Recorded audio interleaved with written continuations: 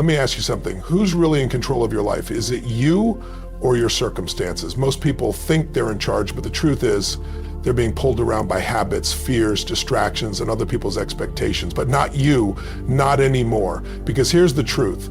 You have more power than you think. The only thing standing between where you are and where you want to be is the decision to take control, real control.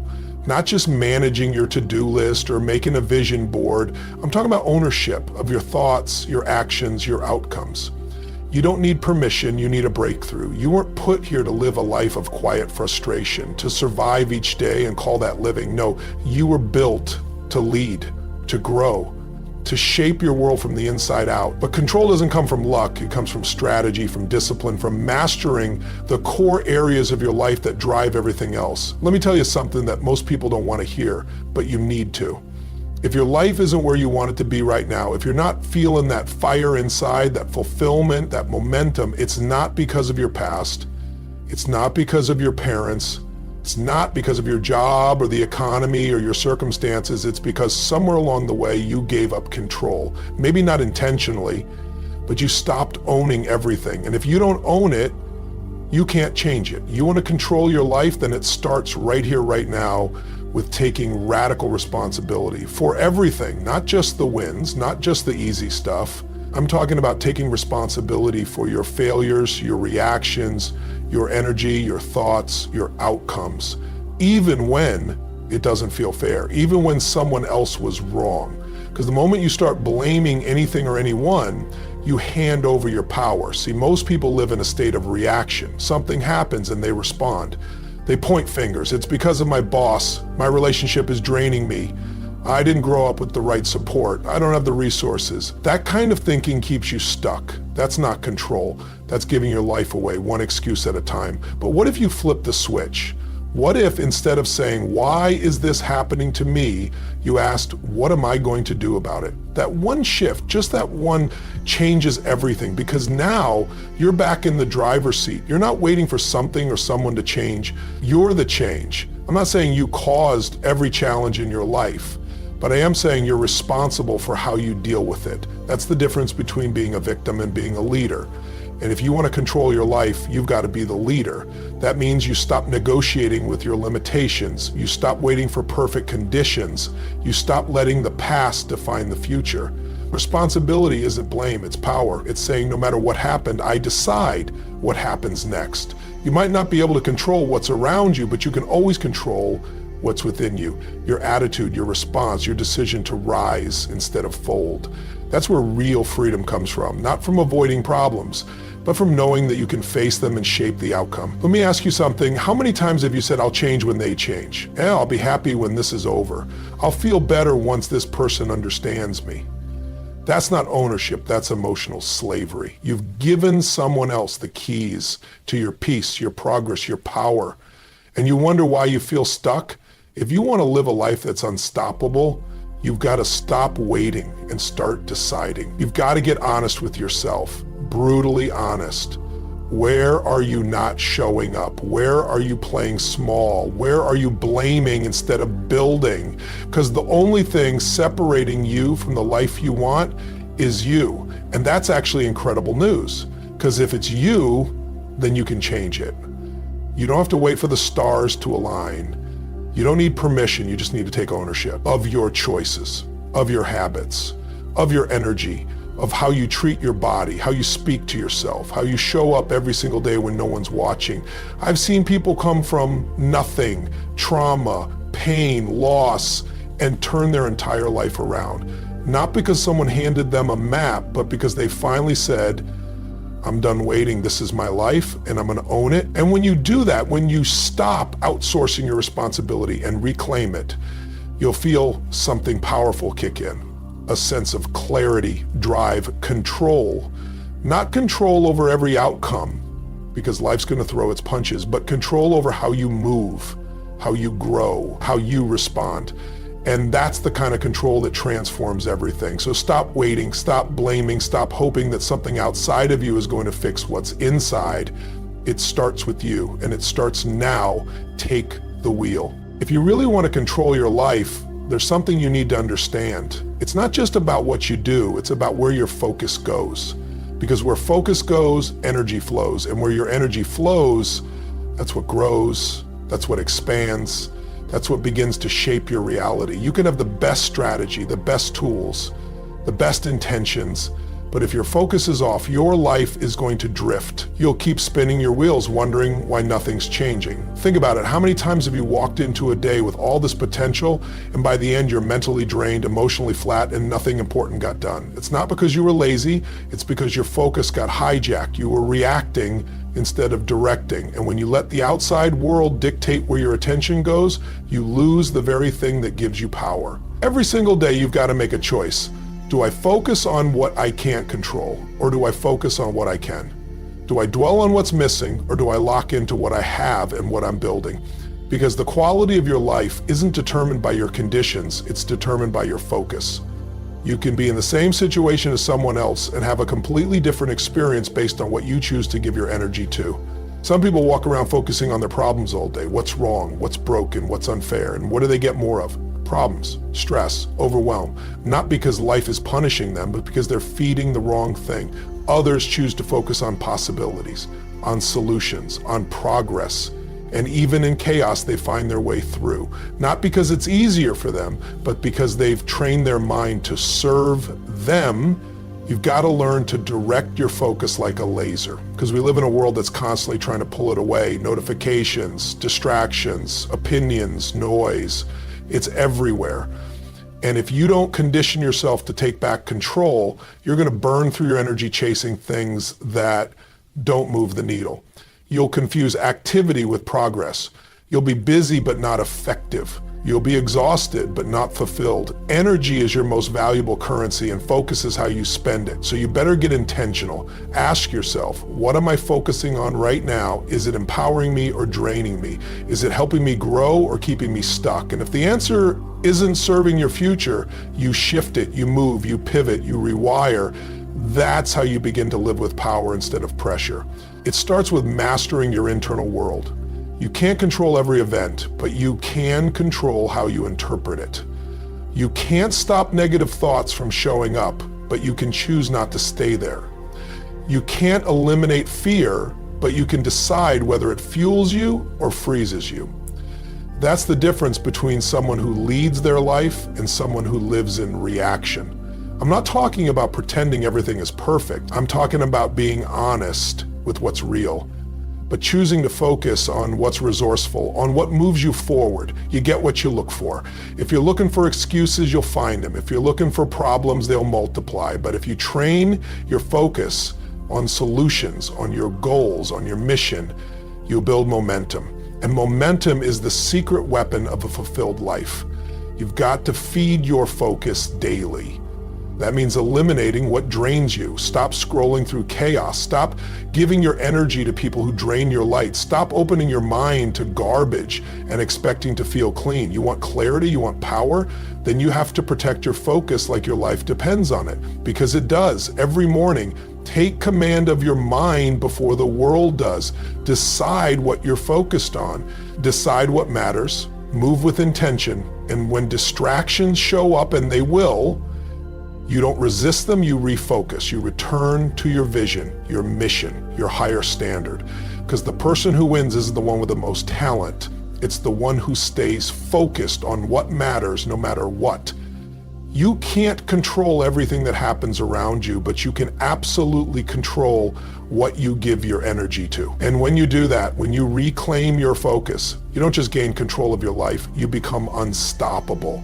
Direct your focus and you'll direct your destiny. If you're serious about taking control of your life, then you have to master one thing most people overlook: your daily routines. Not just the big goals, not just the dreams, but the small, consistent patterns that either build you or break you. Because success doesn't show up in a single moment. It shows up in your habits, repeated over time. The question is, are your routines helping you rise, or are they quietly pulling you down? Most people want transformation, but they're stuck in routines that keep them stagnant. They wake up late, check their phone first thing, react to problems all day, eat whatever's easy, and wonder why they feel exhausted, overwhelmed, and out of control.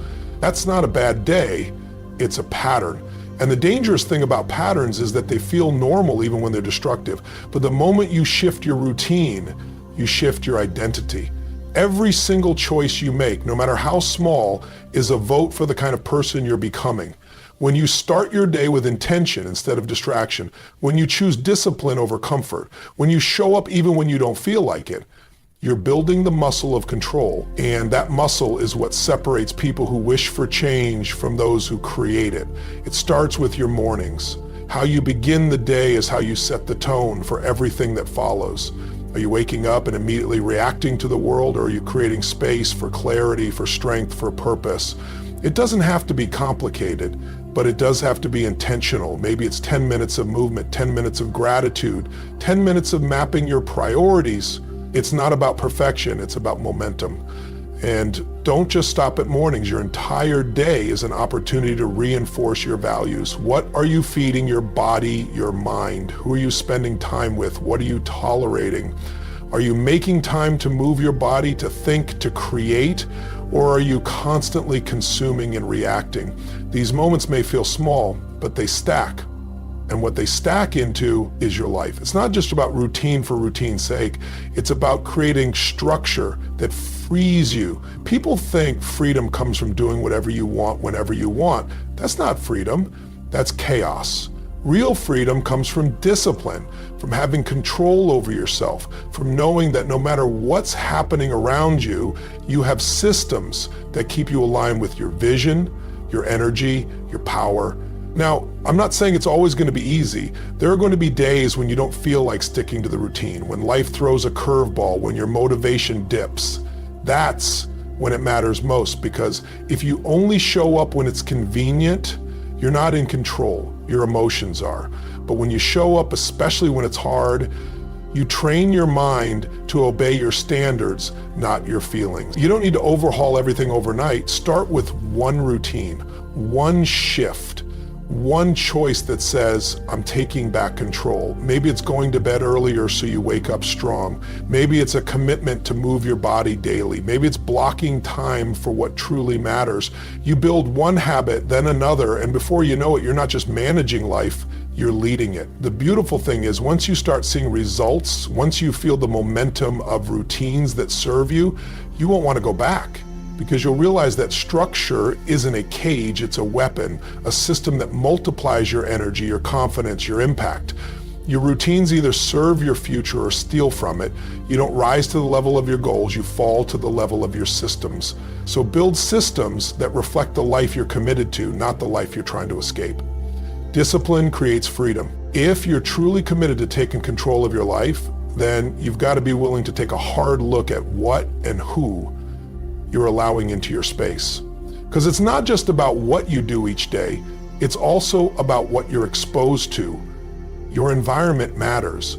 The people around you matter. The conversations, the energy, the influence you're soaking in every single day, it all adds up. And if you're surrounded by toxicity, don't be surprised when your life feels chaotic, heavy, and out of alignment.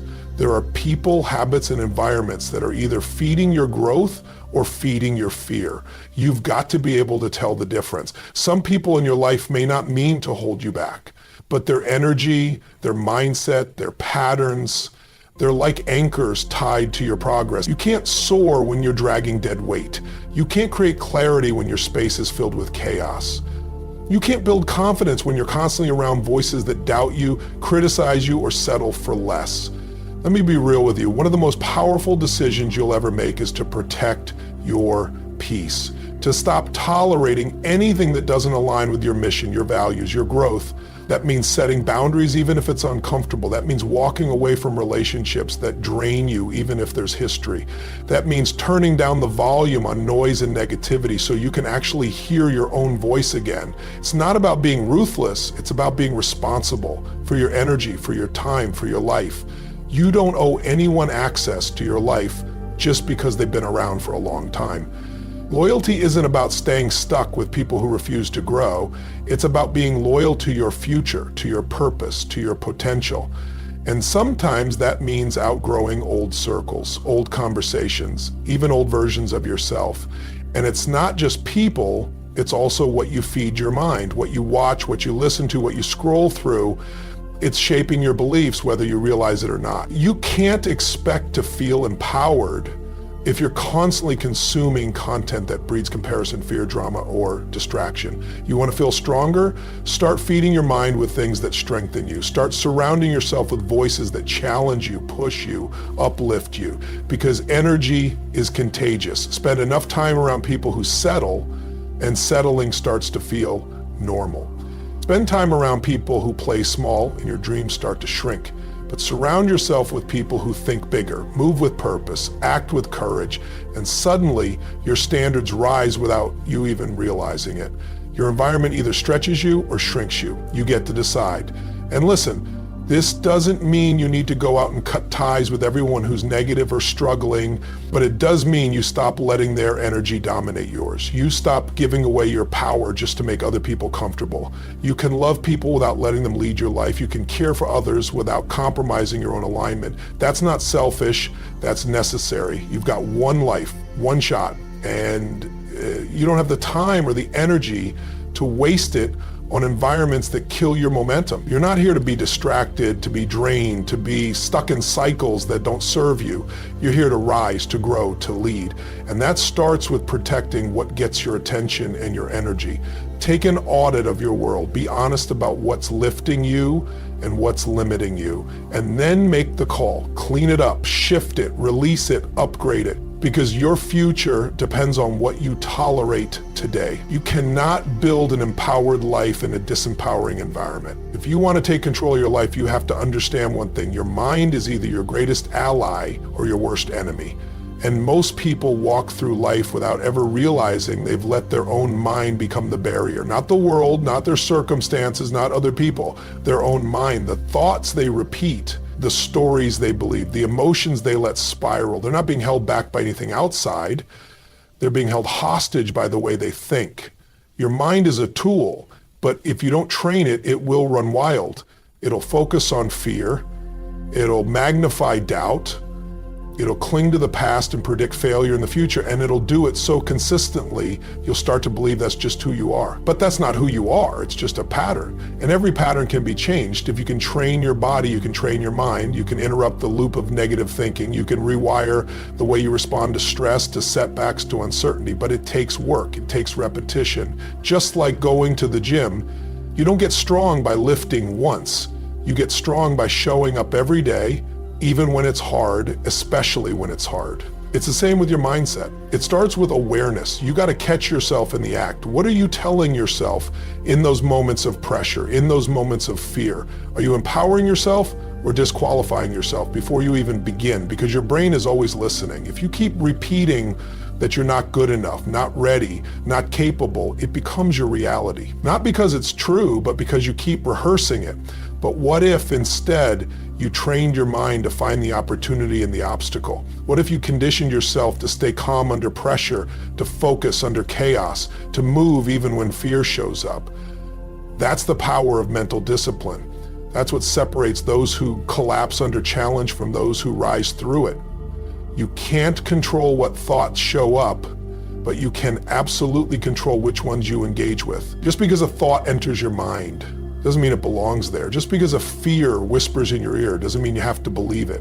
And the more you train your mind to reject what doesn't serve you, the stronger you become. Not just mentally, emotionally, physically, spiritually. This isn't about being positive all the time. It's about being powerful. It's about being intentional. It's about choosing thoughts that align with your vision, not your limitations. And it's about doing it consistently until your mind stops being a battlefield and becomes your greatest source of strength. Master your mind and the world outside won't have the power to break you.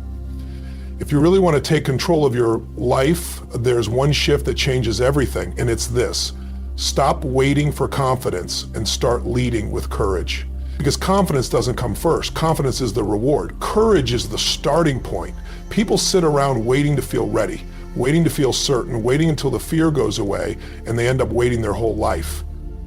That's not control. That's hesitation dressed up as logic. Fear is always going to be there. You're human, it's built in. Fear of failure, fear of rejection, fear of the unknown. But the difference between people who lead their life and people who stay stuck isn't the absence of fear, it's what they do with it.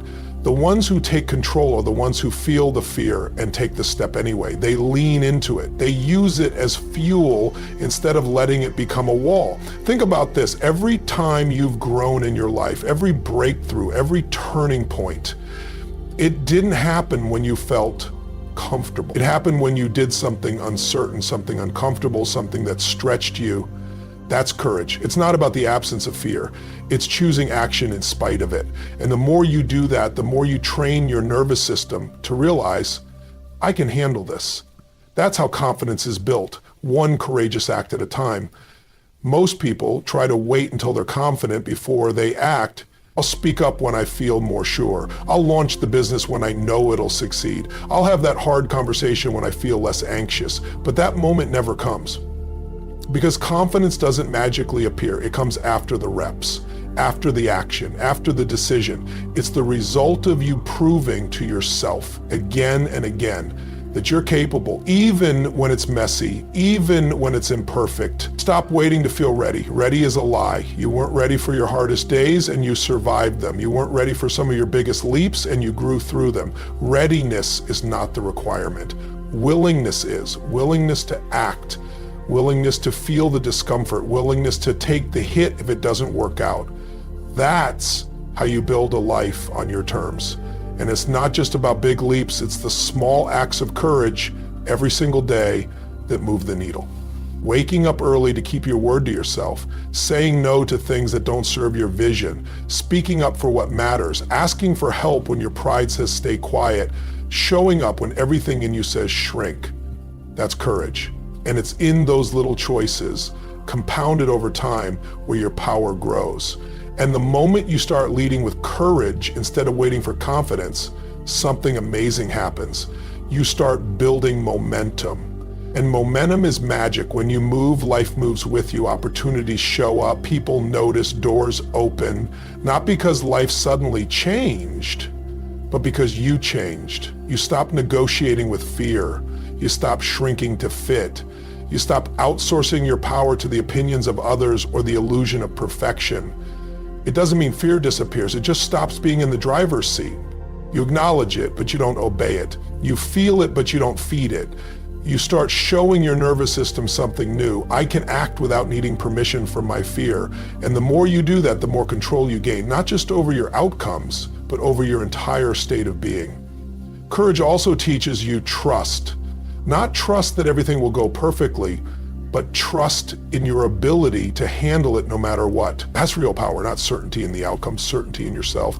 And once you tap into that, you become dangerous, not in a reckless way, but in a grounded, unstoppable, unshakable way. You've got to decide that fear won't run your life anymore. You've got to stop letting hesitation be your habit.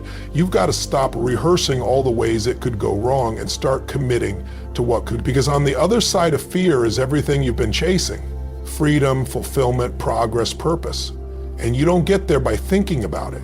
You get there by moving, even with the fear present. Every time you choose courage, you're building the muscle of control over your choices, over your mindset, over your outcomes. And the more you exercise that muscle, the more your life bends in the direction of your decisions, not your doubts. Fear may visit, but it doesn't get to stay.